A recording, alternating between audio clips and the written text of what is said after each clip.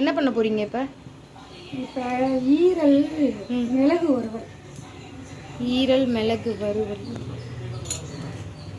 2 குழிக்கரண்டி எண்ணெய் ஊற்றிக்கலாம்.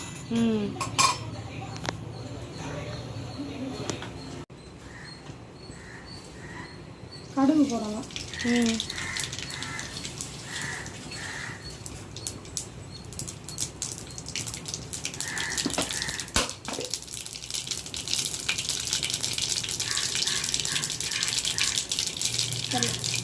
கொஞ்சம் கருவேப்பிலை போடலாம்.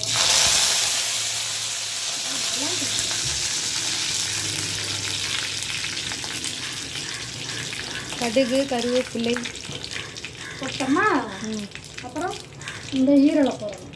ஈரல் மண்ணீரல். ஓ, இது சிக்கன் பொடி போட்டும் வறுக்கலாம். கொஞ்சம் மஞ்சத்தூள்.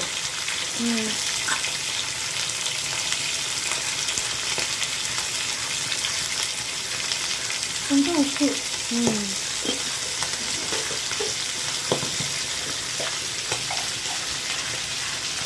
கொஞ்சம் இஞ்சி தூள்.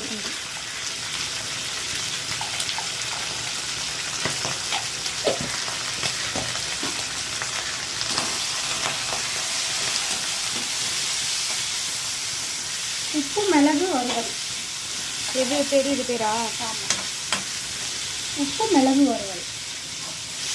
உப்பு மிளகு ஈரல் வறுவல்.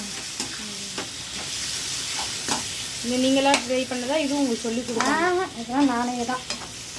யூடியூப்பில் பார்த்ததும் கிடையாது. நாங்கள் எப்படி ஃபஸ்ட்லேருந்து இப்படி தான் செய்வோம்.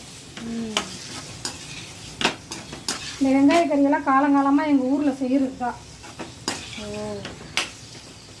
சிம்பிளாக அப்படியே வேற மிளகா போட்டு வைக்கிறது, அவ்வளோதான். சீரக பொடி வேணாலும் போட்டுக்கலாம்.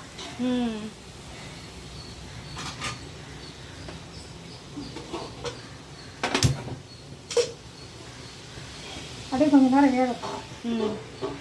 தூள் மட்டும் போடுறோம். மஞ்சத்தூள், மிளகுத்தூள், உப்பு, அவ்வளோதான். ஈரல் வருவோம் ரெடி ஆகிடுச்சு. அவ்வளோதான். சீரகத்தூள் வேணால் நீங்கள் போட்டுக்கலாம். ஆமாம், இல்லை நானும் கொஞ்சம் சீரகத்தூள் போட்டுக்கிறேன்.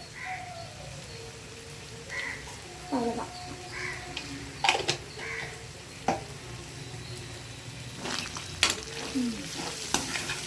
சரி,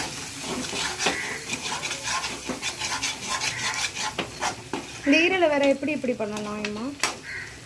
இந்த கறி போட்டு சிக்கன் பொடி போடலாம், மட்டன் பொடி போடலாம், போட்டு ஃப்ரை பண்ணலாம். அவங்களுக்கு ஏற்ற மாதிரி பிடிச்ச மாதிரி அவங்களுக்கு எது எது பிடிக்குதோ அதை எது போட்டு செஞ்சுக்கலாம். எங்களுக்கு இப்படி தான் பிடிக்கும். இது நல்லா ரசத்துக்கு எல்லாத்துக்குமே போட்டு சாப்பிடலாம். வெறுவாயில் கூட சாப்பிடலாம்.